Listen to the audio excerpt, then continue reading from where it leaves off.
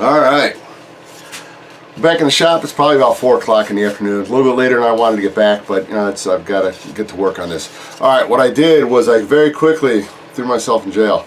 I very quickly just made another. It's close to a square foot. It's going to be my new test piece. That's just going to be a much bigger version of this, because you can see how the stuff started going wrong on this. Alright, so what I'm going to do is this has to be covered the same way that the plane was. So I've already, so that's put together. Let me just tell you what this is made of real quick, for those that didn't watch me when I was did the first introduction to the fun of covering with fabric.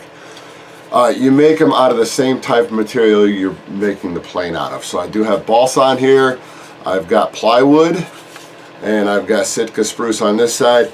The other one, I think I may have used, no I didn't.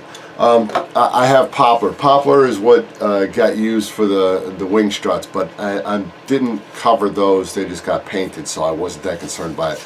But if poplar was going to be a structural part of the fuselage or the wings, and it usually isn't, but if it was, you want to get a piece of that wood into here as well, because what you need to do is, however much the nitrate dope, when it goes on here, it really gets sucked very quickly into the balsa. And if you don't put enough on the balsa to seal it, when you spray paint it, the paint is going to get sucked right through the fabric into the wood. It's the strangest looking thing, but that's what happens.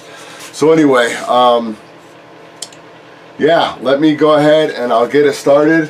What I am using, I'm using Randolph. It's a non-tautening nitrate dope. It still tightens a little bit, but they call it non-tautening.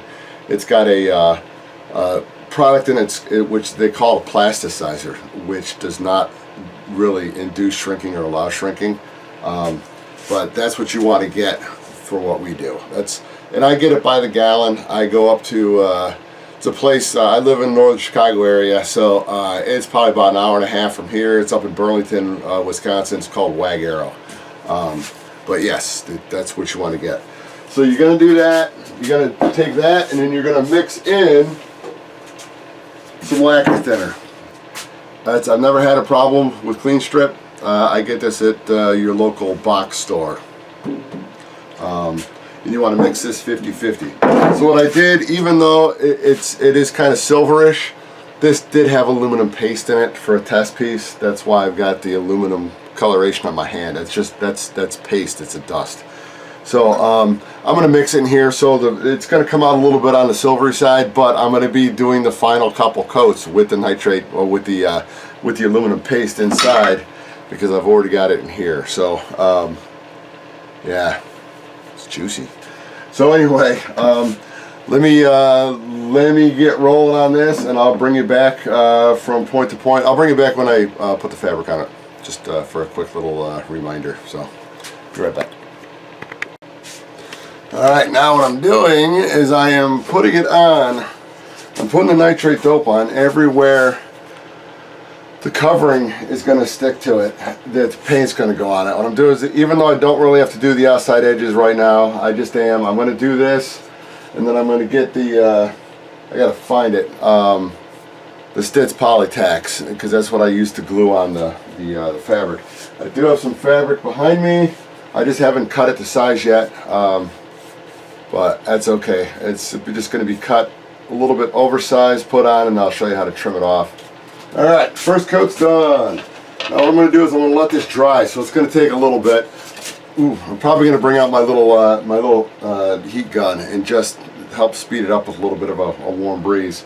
And then I want to put 2 coats on, 2 good heavy coats on first, then I'm going to come back in and sand it.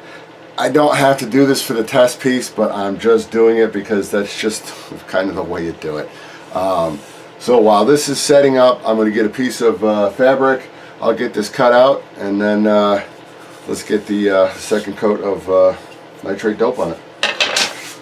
Alright, I've got 3 coats on, and it has been sanded twice. What I did is I came in, put 2 coats on, sanded it. Put 1 more coat on it, sanded it again. So now it's not quite baby butt smooth, but it's pretty close. So so now it's ready for the covering. So what I did was I already cut out a piece about yay big, and this is brand new. I was going to try to use some of the stuff that I had already put one coat of dope on it. That's so I can cut strips and cut straight lines without the fraying. So you can see it's fraying on the end. But it was just a little bit too, it was a little too close. So I said, you know what, just get a fresh piece. So that's set up for that.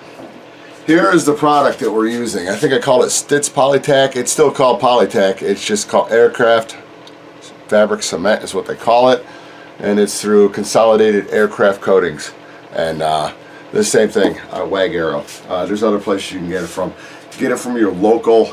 If you call any local airport, find out who they get their stuff from. If nobody sells it there, which they probably don't, they can at least order it for you. Or if you live close enough to the Chicagoland area, hop in a car, go take a nice little ride up north. So anyway, what I do with that is I cut one of these things down, a little acid brush, just to get it closer to the size that I need. So right now it's probably about 5/8, 3/4 of an inch high, and I cut that in half. So let's get a nice pair of scissors, and you cut it down about that. It's just some good old Fiskars. Learn how to sharpen them. Alright, so from there, then I'm just going to go ahead and I'm going to start putting it on the outside edge here. I'll take the fabric, put it over there. I'm going to kind of start in the middle and then work my way out just a little bit in the middle here. Not all the way to the edge, but just a little bit here, and then come do the opposite side the same way. And then I'll pull it out, then I'm going to start pinching down the corners. This stuff's pretty easy to work with. Anytime you do anything that's square like this, I'll show you what you end up doing when you get to the corners. So let me bring it down for this. I'll at least speed it up a little bit and give you guys some music.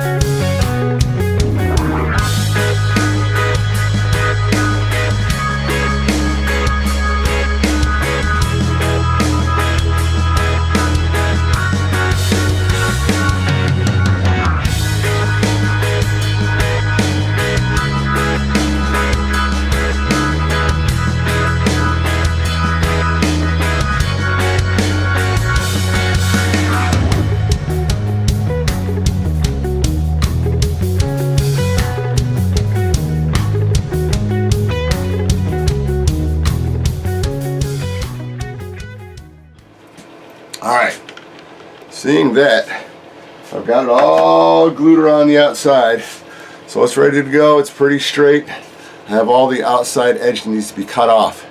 I'm going to show you how to do that real quick, but first we're going to start warming up the iron. You have to go by the iron. Don't go by what they, I mean, they're going to say you're probably going to be somewhere around 240, 250 degrees.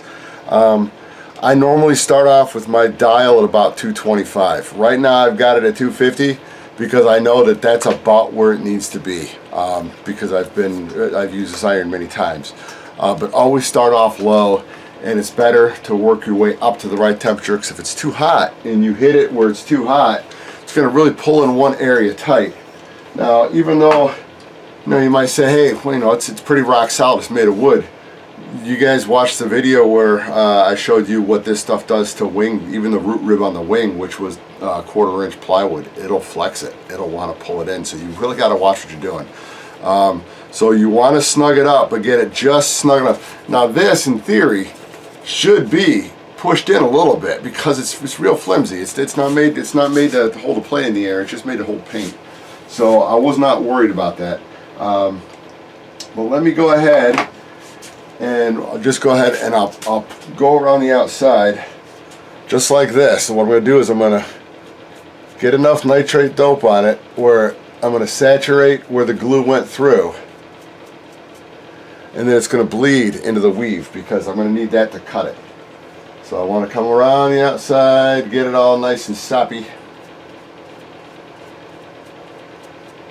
And then when you do that, anywhere that there was a little spot where it was open from the glue, that will fill up with nitrate dope. Then you can take a finger and rub it across it and help push it down in there. Like I said, right now we're not looking for pretty, we're just looking for usable. Alright, so that's how I'm going to do the whole outside of this thing. And then I will come around and I'll probably trim it down before I shrink it, just to get rid of some of these fuzzies, because right now they're all over the place. And that's what you want to kind of keep an eye on, because they do get everywhere.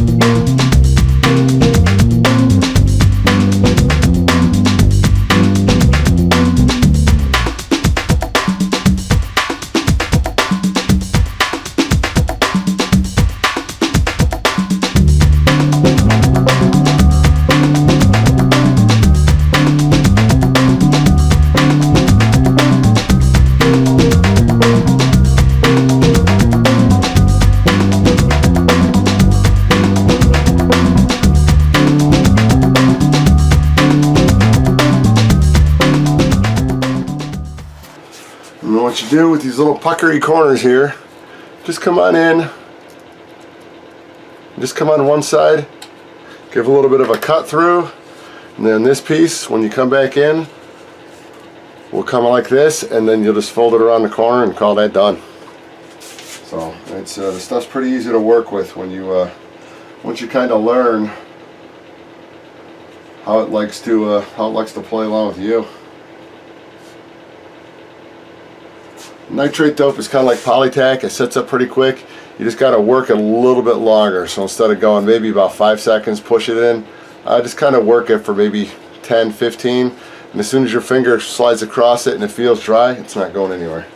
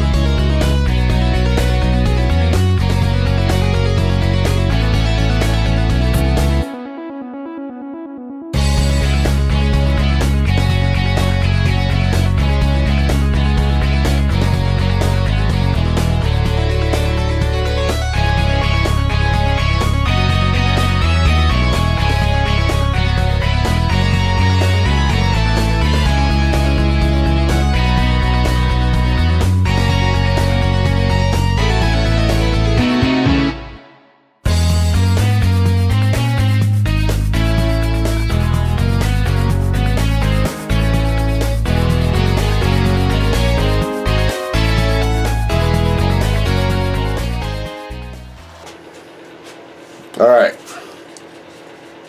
now the edge, I went around, I put another coat on the edge just to get it relatively smoothed out.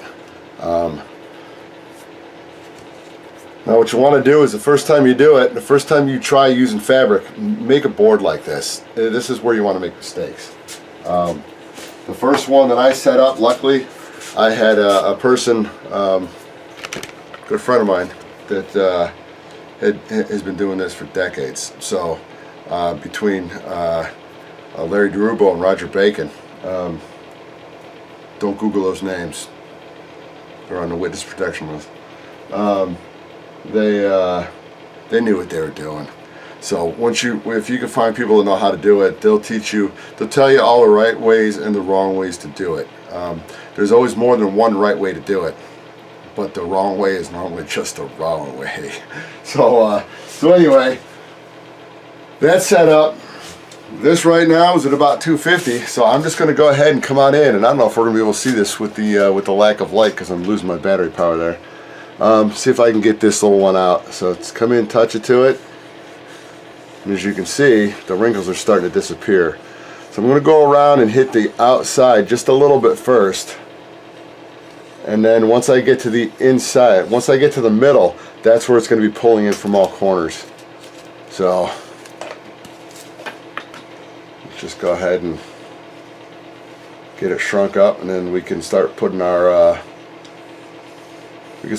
coats of nitrate dope on, because we've got to start locking the weave. So once the weave gets locked with the first couple coats of nitrate dope, then we're going to add a filler. And the filler is monkey butt. It's here. Get you back down here. The filler is I use talcum powder. I've used cornstarch as well. It's just a little bit heavier, and so far I have not seen a problem between either one of them. So they're good to go. That's why I normally just go with talcum powder, just because it is lighter.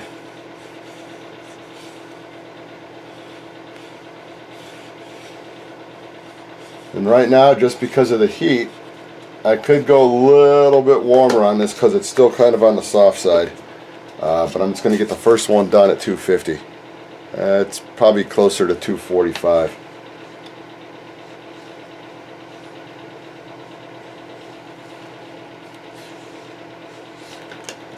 That's actually pretty good. So, alright, so anyway, let me finish this up real quick, and then we'll start putting some nitrate on it.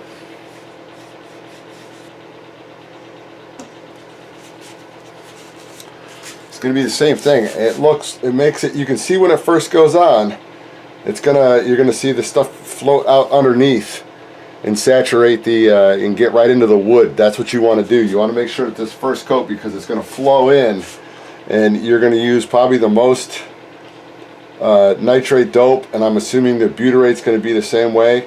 When it comes to the wood, that'll probably be the most you're going to use is on that first coat. Just because you've got a lot of pores to fill in the fabric and in the wood to get it down to bond it to the wood. Alright, I've got 3 coats of nitrate dope on. Haven't hit any filler yet. I've got some 400 grit sandpaper. I'm just doing the final little sand down just to get rid of any little nubs.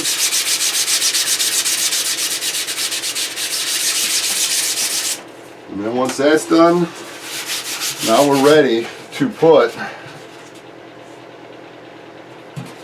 some filler in. So what we're going to do is we're going to use, I use anti-monkey butt powder.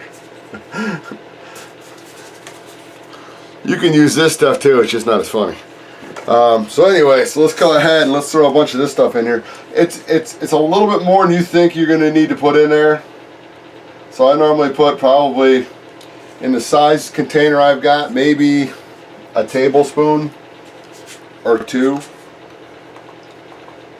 Now this stuff actually sinks to the bottom and will kind of have a tendency to want to clump. So you're going to be stirring this for a little while. So I will not, wow, sorry about that. It's looking milky. So it's actually breaking up nicely. Yeah, it is. Yeah, sometimes if you need to put it into solution, don't pour this on top of that, because they don't like to mix well that way. But this is actually looking pretty darn good. And then what we're going to do is we're going to come in and we're going to throw on 2 coats with filler in it. And then in this, with the filler in it, we're going to use some aluminum paste. And what I'm going to do, just because it's going to be the easier way to do it, I've already got tons of aluminum paste cut into that. So I'm just going to add this into there. because what it takes to mix the aluminum paste up, let me get that out for you so you can see it.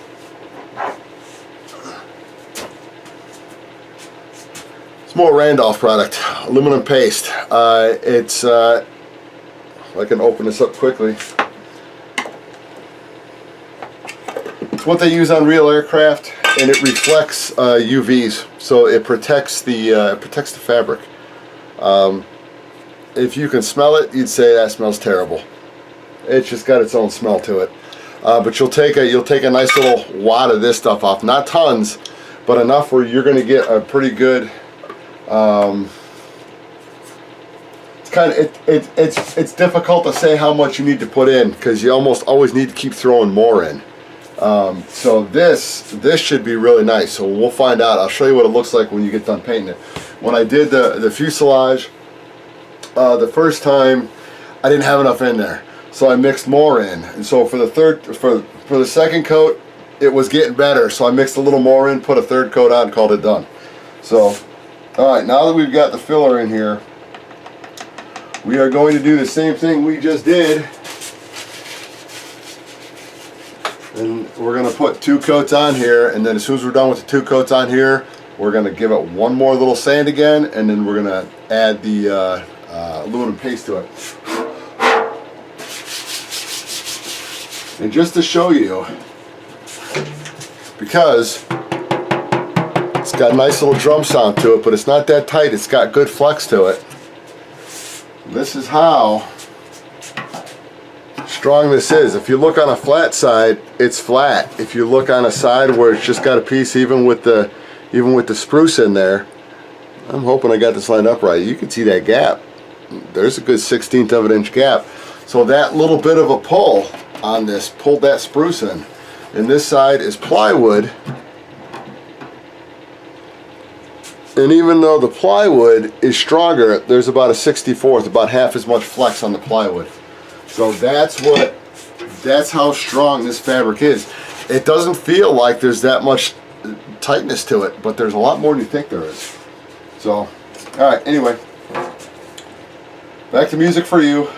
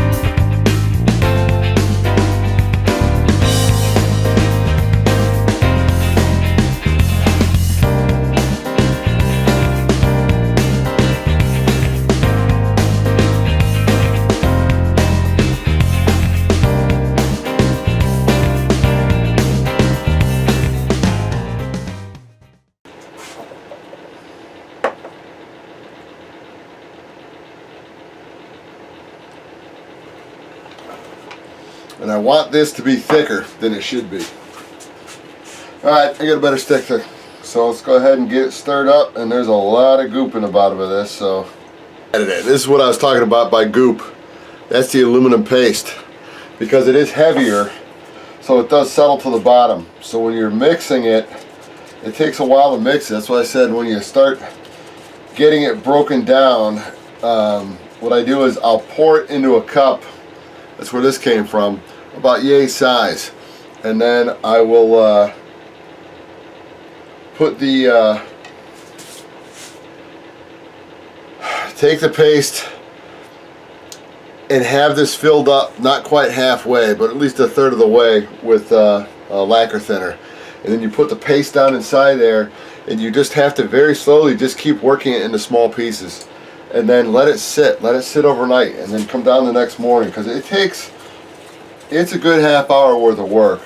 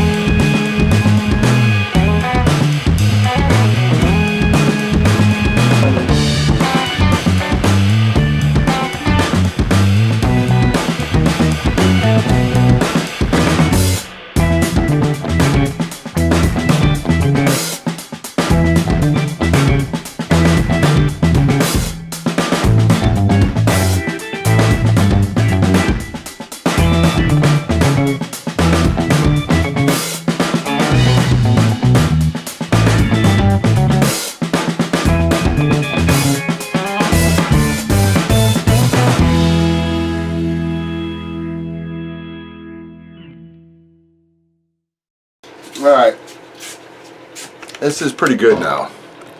So here's where we're at. It's looking okay. It's still on a contest level, but when you hold it up to a light, you can still see light through it. That I'm not that concerned about because it's just a test piece. I just wanted to make sure everything. There's a couple little spots where it needs a little bit more of a fill. I'm going to come in. I'll probably just put a little more there. I mean, it is locked in. It's sealed. It just needs to evaporate a little bit more. So, regardless, I think it's good enough. I think it's good enough to see how well it works. I'm going to just come in the areas here, here, here, and here, right in the middle.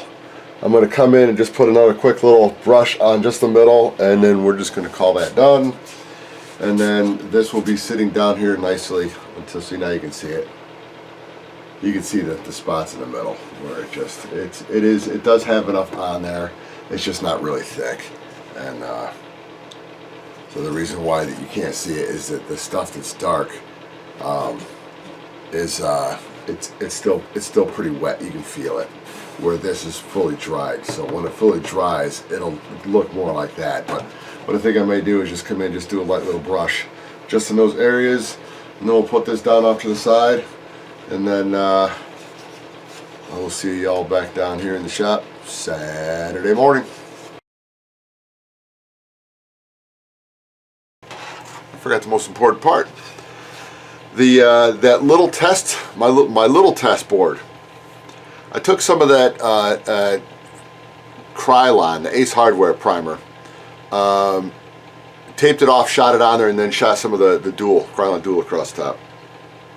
I let that sit on there for probably a good week or so, and then I put a piece of the yellow masking tape on it and let it sit on there for 4 days, and then I brought it into work to have one of the guys I work with pull the masking tape off, because the person was not aware of the problems that I had with lifting the paint. So I just decided that's the best thing to do, bring somebody involved and have them take the masking tape off and not aware of what could happen to it. The paint stuck, and it made me happy because the paint did not come off. Now, on the big board that I made, my big test piece, I painted one stripe on here, and it was about, because this paint was on here for probably about a week, and then I shot this on here, shot the primer down, and then put the Dual on the top of it. And this has been on here for a week. This has been on here for about 4 days as well. It's actually just, basically 3.5 days. So we'll just call it 4. So anyway, you're going to see the reveal, because I've not pulled this off, and I hope it does not tear the paint off, because if it does, you're going to watch it. So anyway, let's go ahead and pull it off, and look at that. It's sticking, and you can't even get that to flake up like I had with the other one, where you come up on the edge and you scratch it and you start flaking it up. So I think the problem has been solved. Still not happy with the paint.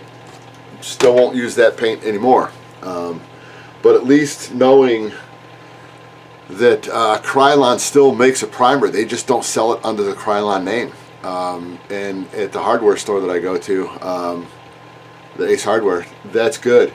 Now what I've got to do is, with that cowling, I've got to prime that, and I need to almost have a filler primer. So I'm going to see what I can dig up, if I can get it. I think I might have some old automotive filler primer down in my stash. If that works, I'll come in and do that just to fill the spots, the little pinholes and the little stuff I've got to work on before I paint that. And then I'm going to shoot some of that Krylon, the Ace Hardware primer on it, and then I'm going to come back and lay the orange down on top of it. So, because I don't know how that orange is going to want to sit on the fiberglass. So this paint just really bothers me.